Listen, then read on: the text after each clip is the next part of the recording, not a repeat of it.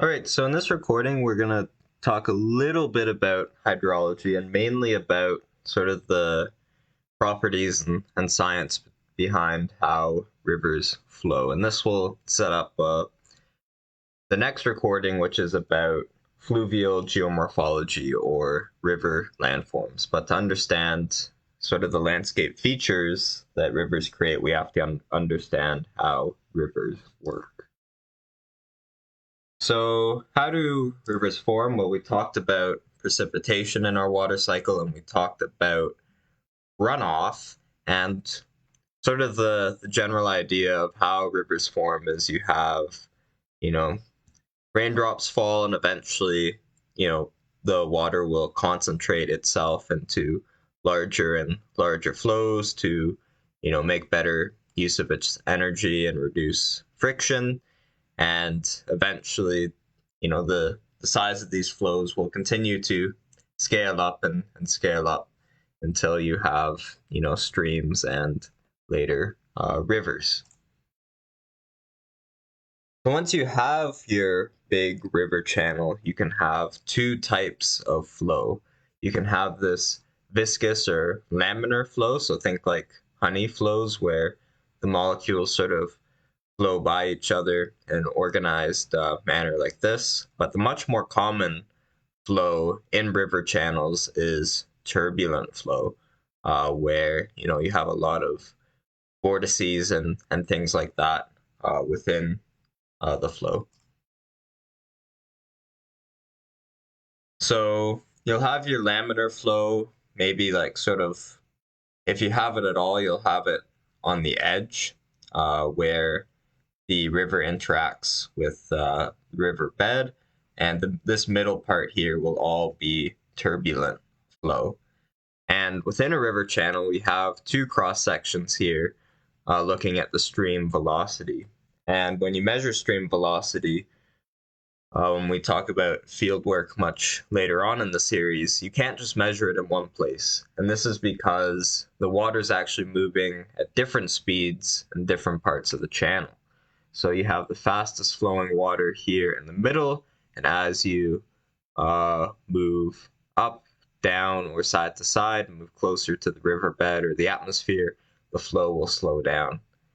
And that's on a straight segment of channel. But if you're going around a meander, this is quite important. The fastest flow, it'll actually, get flung around to the edge like this if you follow the pointer, and then back to the center. It's not going to want to change its direction. It's going to resist that turn. And as a result, the fastest flow around a meander will be sort of on the outside of the bend here, as you can see by the different sizes of arrows, which is important because that's going to be that more erosive flow.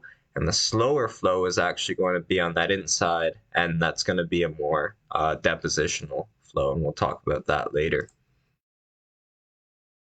Another important thing to talk about with rivers is discharge. So I'm actually going to go to the last slide. One thing people measure a lot about rivers is discharge, which is the stream velocity or the mean stream velocity, because you want to average out these differences multiplied by the cross-sectional area of the channel. And this is important to measure because discharge is conserved. So the discharge at one point in the stream will be the same as in areas nearby. This doesn't work like, say, at the headwaters of the Mississippi River and, in the Louisiana Delta, but it does work over short distances. And this is important because if we do a little bit of math here, discharge is conserved, but velocity and cross-sectional area are not. So the velocity in the area will adjust themselves to make sure discharge is the same. So this means that if you have, say, let's say a lower velocity here, you have to have a larger cross-sectional area. This should say A1.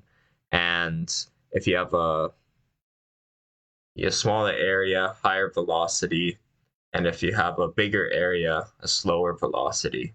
Or you could even break up area into width and depth. So you could have the same velocity, and you could either have a deeper, narrower channel, or you could have a wider, shallower channel. But discharge must always remain the same over short distances. So you can see this is a video I took probably a couple of years ago now, but if you look closely before I throw the stone into the water, you can see that this area in the foreground here, it's a very wide channel and the water's flowing fairly slowly. But if we look in the background here, you can see the channel really narrows up right in the background. And in this area, we see that noticeable ripples in the water, indicating to us, the viewer, that the water is moving faster through this bottleneck here in order to conserve discharge. So that's something important to consider here.